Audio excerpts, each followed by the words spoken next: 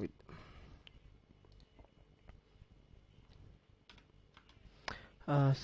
Semua cek. Oke. Assalamualaikum warahmatullahi wabarakatuh.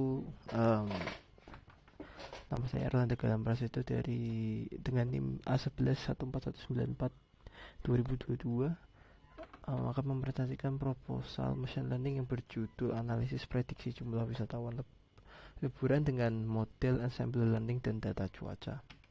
Jadi ada konten, yaitu ada ringkasan, kata kunci yang digunakan, latar belakang, metode, jadwal project, dan ada daftar pusaka. Nah, ringkasan yang pertama ini, project ini bertujuan untuk memprediksi jumlah wisatawan selama libur menggunakan metode naive Bayes dan faktor-faktor eksternal yang mempengaruhi. Masalahnya adalah ketidakpastian dalam merencanakan sumber daya dan layanan pariwisata selama periode liburan yang dapat mengakibatkan ketidakmampuan mengantisipasi permintaan dan mengakibatkan ketidakseimbangan antara penawaran dan permintaan. Dengan memprediksi jumlah, tujuan proyek ini adalah untuk membantu industri yang dalam perencanaannya lebih efektif dan penyelesaian pelayanan urgensinya terletak pada kebutuhan akan perkiraannya akurat untuk menyesuaikan kapasitas dan sumber daya.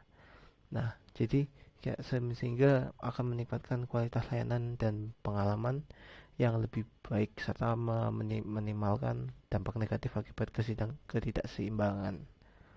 Lalu next ada kata kunci. Jadi penelitian ini menggunakan 5 kata kunci, yaitu ada 1 cuaca, kedua ada AI, ketiga prediksi, keempat liburan, kelima yaitu wisata. Nah, latar belakang dari penelitian proposal ini adalah uh, industri pariwisata bukan hanya menghasilkan keuntungan ekonomi, tetapi juga berperan penting dalam menjaga lingkungan dan pembangunan berkelanjutan. Pengelolaan sumber daya dan layanan pariwisata selama libur itu seringkali jadi masalah karena ketidakpastian jumlah wisata yang akan datang.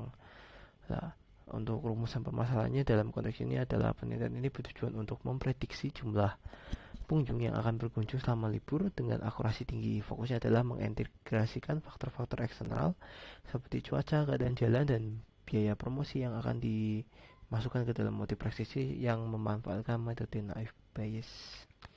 Nah, lalu ada pendekatan pemecahan masalah. Penelitian ini menggunakan analisis data dan model machine learning, terutama naive Bayes, untuk memprediksi jumlah pengunjung selama libur.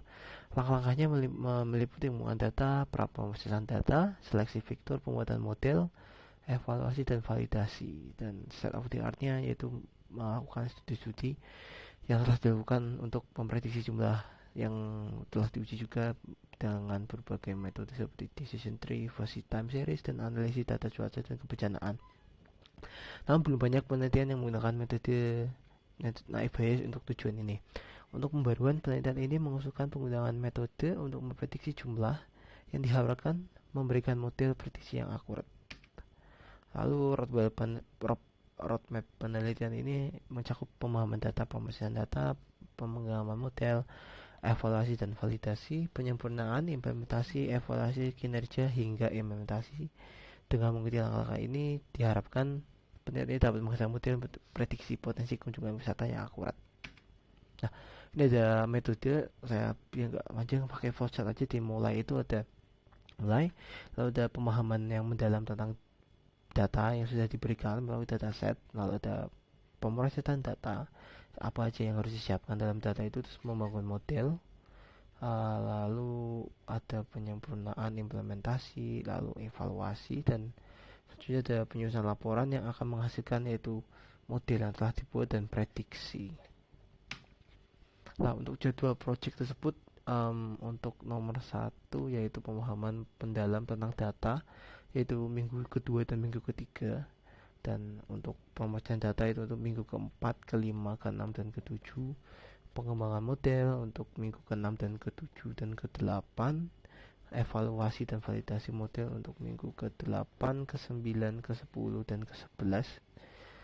Penyempurnaan dan implementasi itu untuk minggu ke-10, 11, dan 12. Evaluasi kinerja implementasi untuk minggu ke-12 dan 13. Lalu penyusunan laporan dan